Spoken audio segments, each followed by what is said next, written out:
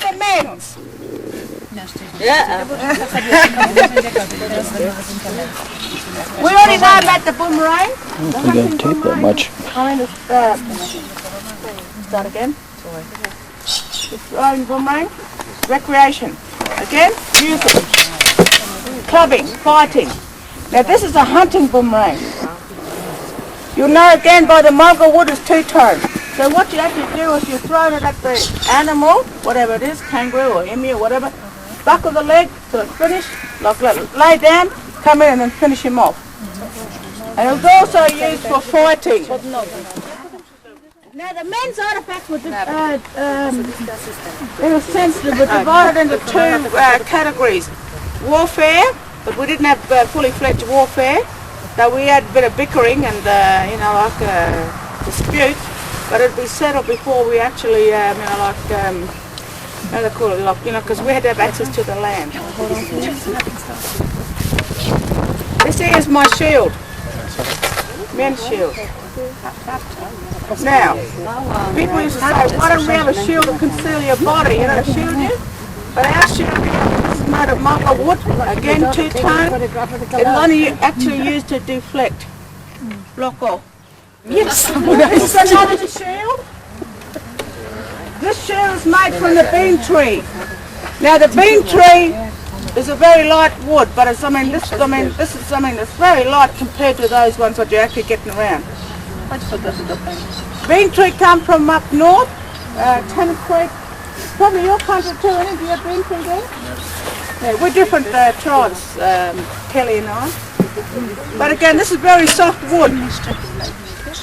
And you can see the engravings on here. Again, this was used to describe the ownership of a person, their signature if you like. Yeah, who's been a naughty boy? Alright, come here, you've been dubbed in. Oh, there he has. You're welcome, there. Did you point or something? His friends dubbed him in. No, Mama. He's taken off with my wife.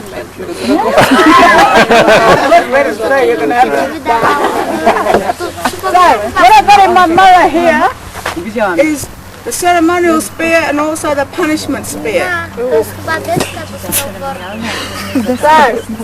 I'm going to come down. When we get punished there, we're going to do it normally in the thigh. And if I didn't like, I've got my mirror there. If I didn't like it there, I'll give it a twist. So what the actual practice is just jabbing it in and turning it.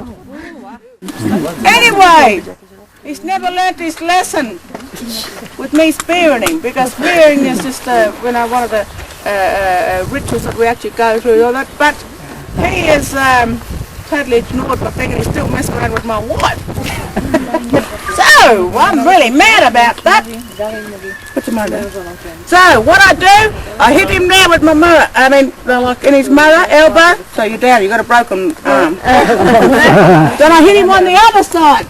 So you got two broken ends. So you just like this. When he's completely down there, I'll get him in the knee. Kneecap. That's supposed to be an Irish thing. And then the other one, so you're completely down like this, because you're totally useless now. And when you're completely down, whack him on the head. People say, why don't we hit him one time on the head? There's an English word called suffer. We have our hunting spear. You can see how flexible it is? Yeah. It's made from vine. Mainly from the slopes of the hills and all that there, and you can actually get it there. And it wasn't straight. So what did my people do? Put it in the fire. And heat it up and then ride it like this. Straighten it. Prostowali.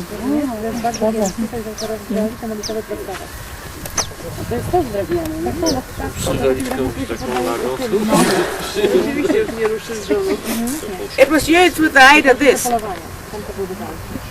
You know what this one is? Our answer to them is Swiss knife. No, it is too, by the way. It is our spear launcher. On the end of the spear, I mean, unfortunately our spear broke at the end there, like here, but it would have had a barb, something similar to this. It's made from the tendons of the back leg of the kangaroo and the mongrel wood. I'm only going to do a small one just to give you a demonstration of how we actually use this with this. On the end we're at a notch, a little hole. We'd swing it in and we'd hold our mirror like this. The 3 fingers there and the index and that is free. Swing it in because it's acting like a spring. Now I'm going to just try it. I'm just doing a little small one just to give you an idea of the technique and the skill that is actually required to actually use these two together. Lean back and then just launch. Now you can see it's an extension of my mirror. And again, speed, velocity, force, and accuracy. And of course we'll be also, you want to do another demo? You want to do a demo? But if you do it further over the hill, you've got to fly it. That's why I'm just doing it here like that. But again, a good hunter can get a kangaroo from here. What distance, Kellie?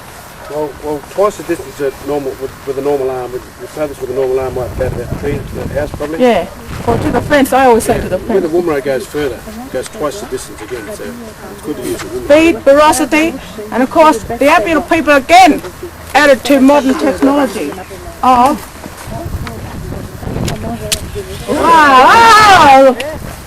see, that's a man's weapon, see? This is our answer to the Army Swiss knife. It's used for pellet, paint our bodies. Launching, we already know that. Making fire. Our shibitsu. Plate, we'll put the meat on. Winnowing, separate the seeds from the husk to make this black stuff here, resin that comes from this grass here. And when it broke off, and of course we had a little stone quartz that was attached on the end with a kangaroo to cut the kangaroo. It can be any given animal on the same kangaroo. And water. And also our toolbox, because we had to have several spears. We're not there. See you later. Multi-purpose. Most of our implements again, like I said, in our tools and weapons had to be, because we had to walk this country.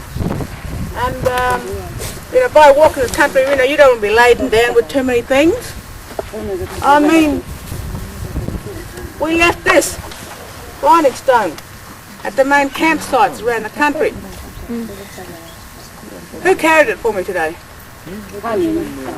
Oh, you carried it for me, did you? Oh, yeah. I mean, that's how, it's heavy, isn't it? So, what we did? We left it there. Because, who wants to be carrying that around and this area around and all this? We left it at the main campsites around our country. And a lot of the archaeologists and tourists, they come back, oh, we found this grinding stone, we discovered this grinding stone in this place. It wasn't lost, it was placed there. The Aboriginal people that were actually moving around the countryside. So in actual fact, we left it there like it was strategically placed there because we were following the food chain, the seasons, and also ceremonies. So there was, and of course trade, bartering. So there was a hive of activity happening with Aboriginal people. But Waigala, Europeans, the English when they come here, they seen us walking around with this and a boomerang, spearing a kangaroo, sitting down eating the kangaroo and then moving on. That might have been so, but again, there was other activities happening. So, when Waigala Europeans actually seen us with our simple tools and weapons, they called us primitive people. But in our country, this suited our needs and purposes. We didn't need nothing else. But our isolation from the rest of the world still maintained and stayed the same until 212 years ago.